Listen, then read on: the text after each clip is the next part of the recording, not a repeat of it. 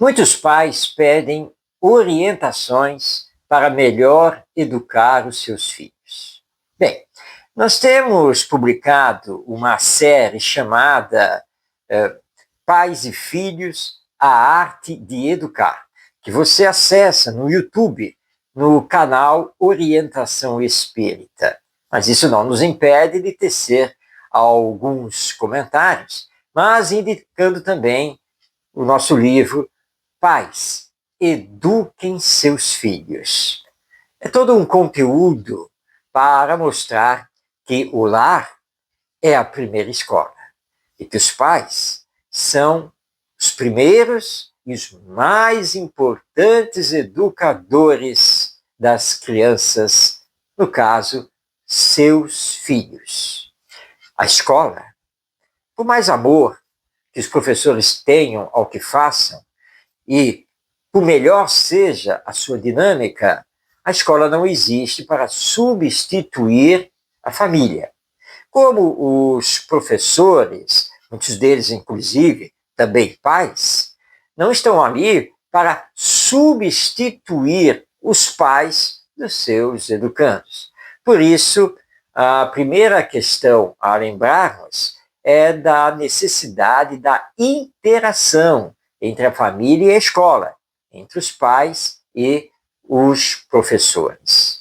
Mas, de fato, os pais são insubstituíveis e, segundo os espíritos superiores, eles cumprem aqui na Terra uma missão divina, pela qual irão responder. Porque os filhos, em verdade, são filhos de Deus, Pai e Criador de tudo o que existe no universo.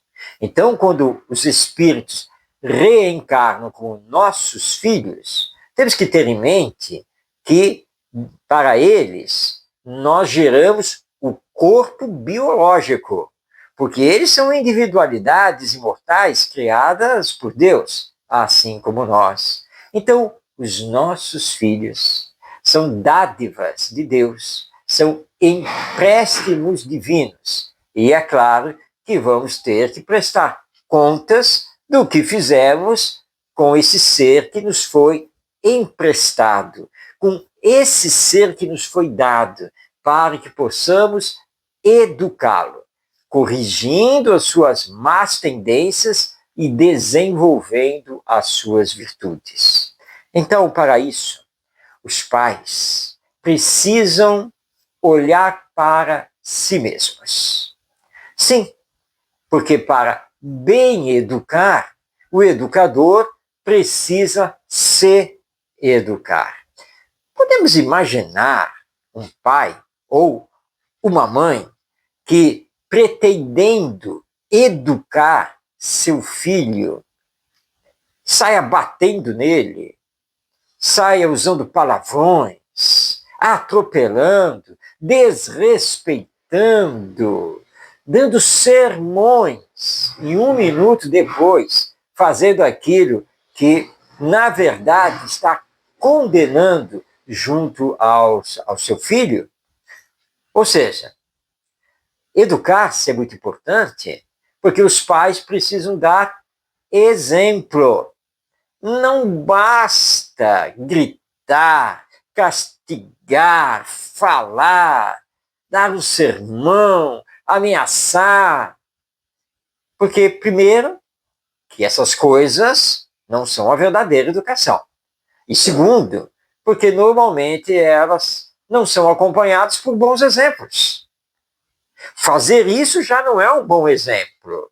E piora a situação quando o pai ou a mãe, ou ambos, na sequência, depois de brigar com o filho, vão agir exatamente daquele jeito que condenam no filho.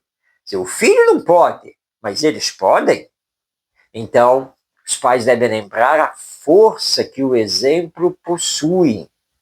Então, educar-se para poder educar.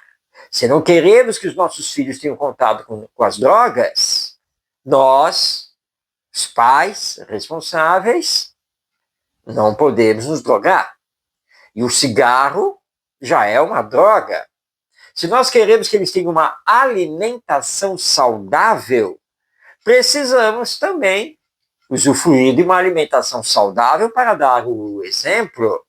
Se queremos que eles sejam não violentos, que saibam compartilhar as coisas com seus colegas, devem olhar para nós e ver que também jamais usamos de violência e que sabemos ser solidários e fraternos. Sem a força do exemplo, a educação fica comprometida. Essa é a grande orientação que o Espiritismo tem a dar aos pais. Para bem educar, é preciso se educar.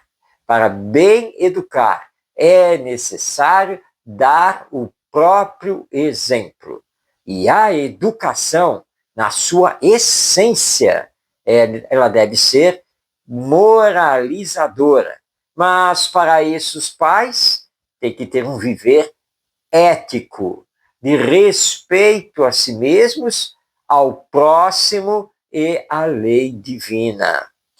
E aí os filhos vão aprender também a serem éticos, respeitosos e observadores da lei divina, que foi resumida por Jesus magistralmente ao nos dizer que devemos fazer aos outros somente o que desejamos que os outros nos façam.